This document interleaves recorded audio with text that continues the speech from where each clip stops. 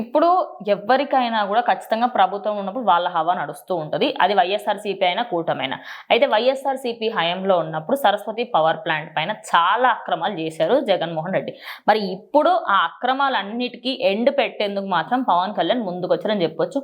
మన సరస్వతి ప్లాంట్ పరిస్థితి ఏంటి?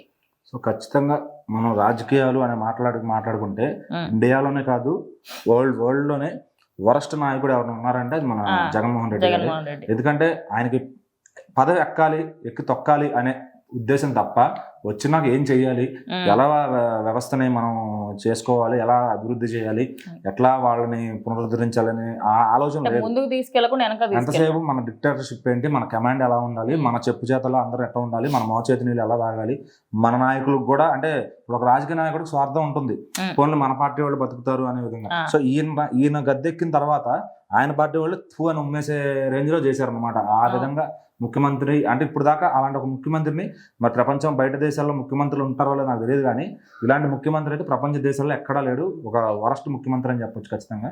సో ఆయన కళ్ళు మూసుకుపోయిన తనంతో ఒక బలుపుతో రాశారనమాట, కొన్ని సంతకాలు పెట్టేశారు అనమాట. మనోళ్ళకి భూములు ఆయన జేబులో కమిషన్ వేసిన ప్రతి ఒడికి ఫేవరబుల్ గా రాసేసుకున్నాడు. ఆయనకు కావాల్సిన ఆయన రాసుకున్నాడు, ఆయనకు కావాల్సిన కొండలు ఆయన కబ్జా చేసుకున్నాడు, ఆయన ప్యాలెస్లు కట్టుకున్నాడు. సో ఇన్ని చేశాడు. బట్ ఏంటంటే తర్వాత ఏంటి, రేపు నేను దిగిపోతే ఏంటి అనే ఒక ఆలోచన లేదు.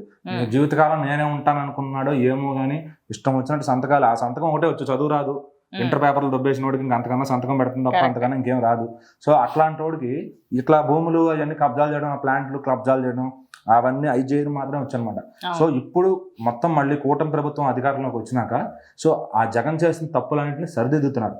ఎక్కడెక్కడైతే అతను కబ్జాలు చేసేసాడో, వాళ్ళకి నచ్చిన వాళ్ళకి ఇచ్చారో అవన్నీ. అంటే కొన్ని ప్లేసులలో కబ్జా అంటే కొన్నారు అక్కడ ల్యాండ్స్, కానీ కొన్ని ప్లేసులలో అంటే కొన్నది 10 ఎకరాలు, కానీ దాని చుట్టూరుగా ఏదైతే మొత్తం ఏరియా ఉంటుందో దాంట్లో 90% ఆఫ్ ఏరియా కబ్జా చేసేసుకున్నారు. కొన్నది పేపర్లు మాత్రమే. మనిషికి అంతకన్నా నాలెడ్జ్ లేదు.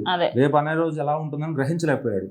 చంద్రబాబు గారికి జగన్ గారికి కొంత తేడా ఏంటంటే, చంద్రబాబు గారు రేపన్న రోజు కాదు, రేపు లోకేష్ గారు 30 ఏళ్ల తర్వాత కూడా ఆయనకి ఎట్లా ఉంటుందని ఫ్యూచర్ సెటప్ కూడా ఆయన చేసి పెడతారు. ఈయనకి ఏంటంటే ఈ రోజు బాగున్నామా, ఈ రోజు మన జైలు నిండిందా, రేపు మళ్ళీ జైలుకి వెళ్తే ఎవరు తీసుకొస్తాడని ఆలోచన కూడా లేదు ఆయనకి. సో ఖచ్చితంగా ఈ 5 ఏళ్లలో ఆయన జైలుకి వెళ్ళే సిచ్యువేషన్ అయితే ఖచ్చితంగా ఉంటుంది. సో మరి ఎందుకో ఆయన మీద చంద్రబాబు గారు ఒక వెయిట్ అయితే వేయలేదు. ఆయన ఎందుకంటే ముందు డెవలప్మెంట్ ఫస్ట్ ప్రయారిటీగా పెట్టుకున్నారు కాబట్టి జగన్ లైట్ తీసుకున్నారు. సో ఆయన ఇంకా చిందులేస్తే కనుక ఖచ్చితంగా ఆయనకి ఏమీ ఒరిగేది ఉండదు. అంటే చంద్రబాబు నాయుడు పట్టించుకోకపోయినా ప్రజెంట్ సరస్వతి పవర్ ప్లాంట్ పైన మాత్రం ఇటు పవన్ కళ్యాణ్ గారు ఆయన ఏరియా అటవీ శాఖ ఆయన కిందనే వస్తుంది. అటవీ శాఖ ప్రాంతాలలో చంద్రబాబు నాయుడు గారు ఏంటంటే ఫస్ట్ ప్రయారిటీగా అసలు జగన్ అసలు ఒక కుక్క మొరిగిందని 5 ఏళ్ళు వదిలేశారు. కానీ పవన్ కళ్యాణ్ గారు అలా కాదు. ఆయన వచ్చింది ఏంటంటే అటు ప్రజలకు మంచి చేయడంతో పాటు ఎవరైతే ప్రజలకు చెడు చేశారో వాళ్ళ మీద యాక్షన్ తీసుకునే విధంగానే ఆయన చర్యలు ఉంటున్నాయి అనమాట. సో ఖచ్చితంగా జగన్ చేసిన అక్రమాలన్నీ కూకటి వేలతో సహా పీకుతున్నారు పవన్ కళ్యాణ్ గారు. సో ఖచ్చితంగా ఇదొక్కటే కాదు, రేపు ఇంకా చాలా వస్తాయి.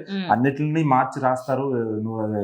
ఒక డైలాగ్ ఉంటుంది, నువ్వు తప్పు రాసావు దాన్ని తిరగ రాసి నేను అది నీతోనే తప్పు అని చెప్పిస్తా అని చెప్పే విధంగా పవన్ కళ్యాణ్ గారిది ఉందన్నమాట. సో ఖచ్చితంగా జగన్తో 3 చెరువులు నీళ్లు తాగించడం అయితే కన్ఫామ్.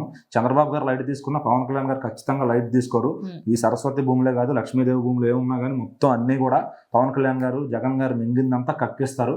అలాగే అత్తారింటికి దారేది అన్నట్టు అత్తారింటికి కూడా పంపిస్తారు జగన్ గారిని.